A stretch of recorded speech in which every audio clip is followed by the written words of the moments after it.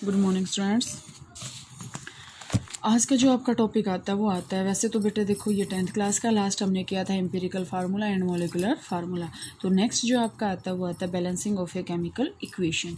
ये सारा का सारा टोटल एंड टोटल आपके पास 10th क्लास में आता है।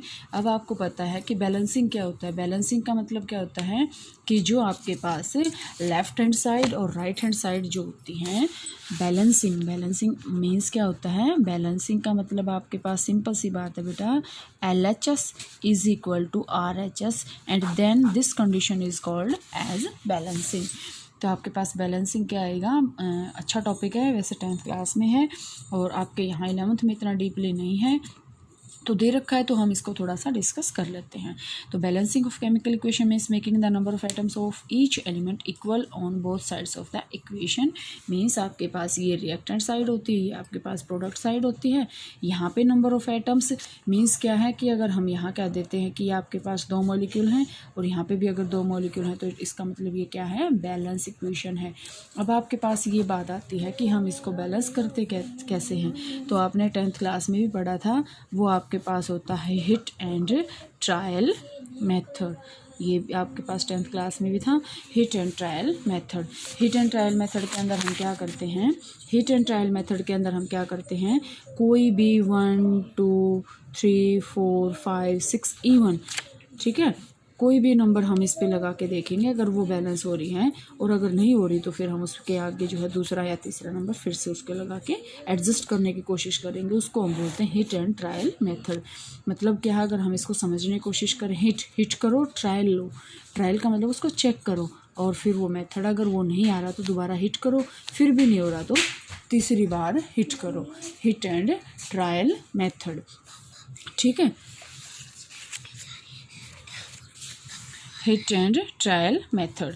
तो हिट एंड ट्रायल मेथड आपके पास क्या है, बहुत ही सिंपल मेथड है। सिंपल मेथड में आपके पास क्या है कि हम कोई भी डिजिट लगाएंगे, उसको चेक करेंगे, अगर वो बैलेंस हो जाता है तो हम इसको, ठीक है। अब आपके पास बेटे ये स्टेप हैं जो मैंने अभी बातें बताई हैं, सारी के सारी यही स्टेप आपके पास आएंगे। जैसे यही सेम एग्जाम्पल आपके पास 10th क्लास में भी है। और बैलेंसिंग का सिंपल सी बात है बेटे, आपको सिर्फ नंबरिंग करनी होती है इसकी। 10th क्लास में मैंने बहुत अच्छे से इसको करवाया था, तो हम अब यहाँ पे इतना डीपली नहीं कर रहे। नेक्स्ट आपके पास आता स्टोकियोमेट्री एंड स्टोकियोमेट्रिक कैलकुलेशन। स्टोकियोमेट्री, सबसे पहले आप जो है वर्ड्स को समझें।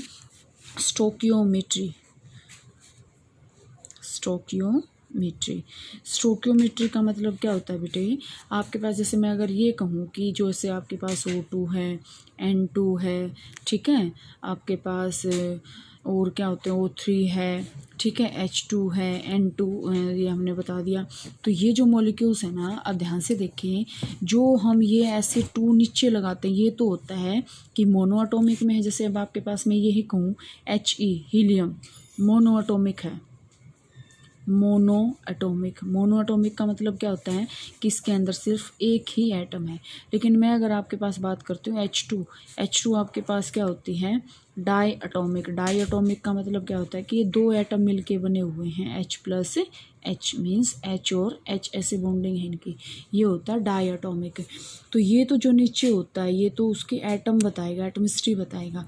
और स्टोकियोमेट्रिक मतलब क्या होता है, स्टोकियोमेट्री का मतलब होता है कि जैसे मैं अब आपके पास ये कहूँ 2H2, तो ये जो आगे वर्ड लगता है ना, ये इसको बोलते हैं स्टोकियोमेट्रिक कोफिशिएंट किसी भी चीज़ के। जैसे मैं अगर आपके पास NH3 कहूँ, अगर मैं इसको कहूँ तो इसमें आपको पता है ये आपके पास कैसे है, ये ऐसे हाइड्रोजन ने बॉन्डिंग कर रखी है और ये इसके साथ ऐसे ज्वाइन है।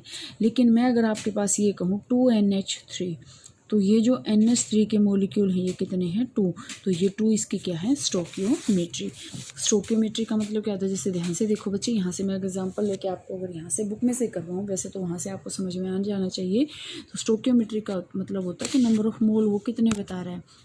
अब CaCO3 है plus 2HCl, CaCl2 plus H2O plus CO2, ये आपके पास कोई बैलेंस केमिकल इक्वेशन है। इसके अंदर आपके पास कैल्शियम कार्बोनेट 1 मोल, 2 मोल जो है आपके पास HCl के, और CaCl2 का 1 मोल बन रहा है, H2O का भी 1 मोल बन रहा है और CO2 का भी 1 मोल बन रहा है।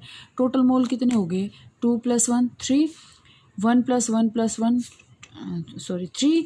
तो अगर आपके पास जो है स्टोकियोमेट्री का मतलब भी यही होता है कि यहाँ पे जितना मास है उतना ही मास यहाँ पे भी आएगा, वो भी स्टोकियोमेट्री है जो आपके पास बैलेंसिंग है, जो आपने 9th क्लास में भी पढ़ा है, law of conservation of mass. Mass can neither be created nor be destroyed. तो यहाँ से आपके पास ये आएगा। अब आपको पता है कि इसका 1 मोल है, इसका 2 मोल है, इसका 1 मोल, इसका 1 मोल, उसका भी 1 मोल। तो अगर हम देखें तो ये 1 मोल 2 मोल 1 मोल 2 मोल ये आपके पास क्या आती है, ये इसको बोलते हैं स्टोकियोमेट्रिक कोफिशिएंट या स्टोकियोमेट्री। ठीक है, अब कैलकुलेशन सिंपल सी बात है। ये तो जैसे आपके पास ये कहें CH4 इतना है, ठीक है, O2 इतना है, CO2 को इतने प्रोड्यूस कर रहा है, अब इसके मास को हमें इक्वल करना होता है, सिंपल सी बात है, ये भी हो जाएगा, नो प्रॉब्लम। तो स्टोकियोमेट्री के अंदर आपको ये करना है। इसके बाद आपके पास आएगा बेटा एक लास्ट टॉपिक आपके पास बचा हुआ है इस यूनिट का, वो आपके पास आता है लिमिटिंग रिएक्टेंट या फिर लिमिटिंग रिएजेंट। अब आपके पास लिमिटिंग रिएजेंट और रिएक्टेंट होता क्या है, कोई भी रिएक्टेंट, लिमिटिंग रिएक्टेंट आपके पास क्या आएगा, limiting reactant is the reactant which react completely in the reaction is called limiting reactant. Means क्या है कि वो ये नहीं है कि उसकी कुछ परसेंट जो है बचेगी या कुछ परसेंट चेंज होएगी, वो कम्प्लीटली उसके अंदर अगर रिएक्ट कर रहा है तो इसका मतलब हम उसको क्या कहेंगे, लिमिटिंग रिएक्टेंट।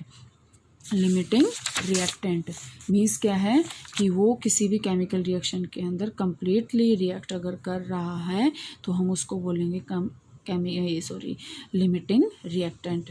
अब जैसे यहाँ से देखें 50 gram of F2 10 kg of H2 are mix to form NH3, calculate the NH3 formed, identify the limiting reagent in the production of NH3। अब यहाँ पे आपके पास क्या हो रहा है, N2 और H2 मिलके NH3 बना रहे हैं, इसको मोल में चेंज करेंगे पहले तो, क्यों, क्योंकि मोल से ही तो पता चलेगा, केजी दे रखे हैं, मोल के अंदर चेंज करेंगे, फिर मोल ऑफ N2 कर देंगे हम, मास और molar mass, given mass over molar mass, ये आपके पास इतने मोल आ जाएंगे। फिर इसी तरह H2 के निकालेंगे, ठीक है। तो यहाँ से आपके पास अब लिमिटिंग रिएजेंट कैसे है, जैसे यहाँ से देखो बैलेंस करेंगे, 1 mole of N2 react with 3 mole of H2, क्योंकि बैलेंस कर रहे हैं ना, बैलेंसिंग में आपके पास क्या आ रहा है, N2 + 3H2, 1 mole of N2 react with 3 mole of H2। तो इतने mole of N2 will react H2, इसको 3 से मल्टीप्लाई कर देंगे क्योंकि 1 मोल N2 का इतना है, तो H2 के कितने मोल हैं, 3, तो ये तभी इक्वल होंगे। But we have only these moles of H2, so N2 is not limiting reactant. ठीक है, N2 जो है वो लिमिटिंग रिएक्टेंट नहीं है, और आपके पास क्या है, H2 जो है वो लिमिटिंग रिएक्टेंट है।